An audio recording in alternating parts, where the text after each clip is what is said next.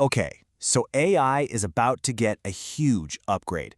And look, we're not just talking about chatbots that are a little bit smarter. No, we are moving into a whole new world where AI actually gets things done for you. This is the next evolution, AI agents. So, you've probably played around with an AI chatbot, right? You've asked it a question, had it summarize a document, maybe even write an email for you. But that technology, it's on the verge of a massive leap forward. We're talking about a really fundamental shift from an AI that just chats with you to an AI that acts for you. In this slide right here, it just nails the core difference. A chatbot is reactive, you give it a prompt and it spits information back at you. An AI agent, on the other hand, is proactive. You give it a high-level goal and it works on its own to make it happen. Is the difference between asking for a recipe versus having an assistant that can actually order the groceries for you and schedule the delivery. So let's dig into that. What does this evolution from a chatbot to a taskbot actually look like? We are literally moving from a passive information provider to an active task completer. And understanding this difference is the absolute key to seeing where this whole field is going. I love this analogy because it just captures the new capabilities perfectly. Think about it. A librarian is fantastic, but they wait for your specific question and then find resources inside the library. A research assistant, though, they get your overall objective and can go out into the world using tools like the internet, databases, or other software to complete the entire project from start to finish. Big difference. So what is it that really makes an agent tick? What are the fundamental building blocks that give it this power to act on its own? All right, let's pop the hood and deconstruct this autonomous mind.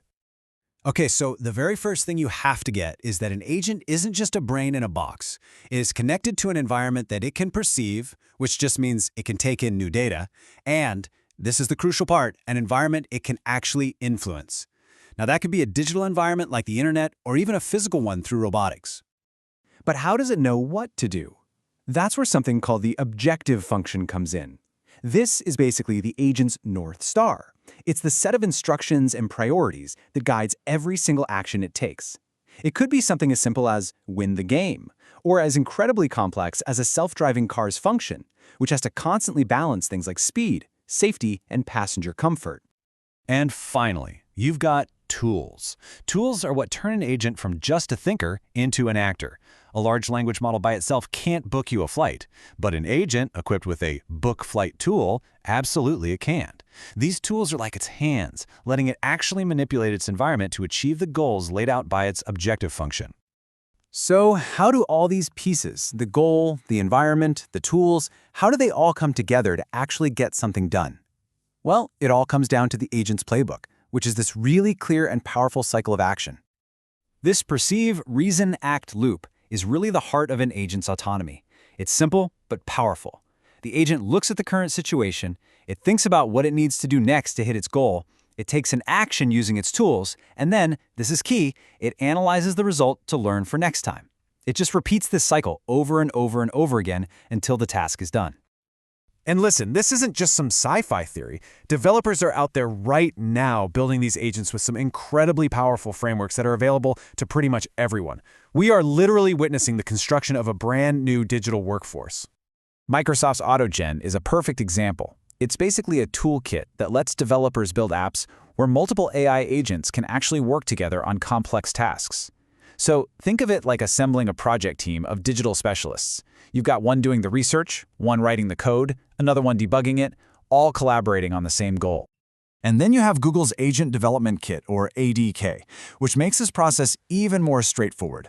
I mean, look at this little snippet of code here. It shows how a developer can define an agent, give it a brain, like Google's Gemini model, and then equip it with the specific tools it needs for a job, like the get_capital_city function you see here.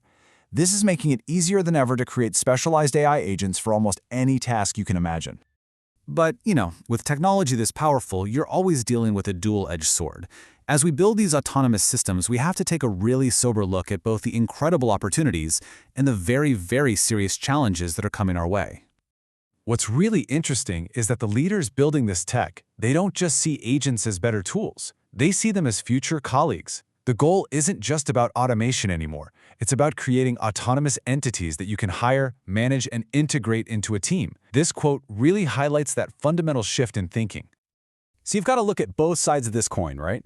The upside is massive. Huge gains in productivity, freedom from boring, monotonous tasks, and a potential explosion in innovation.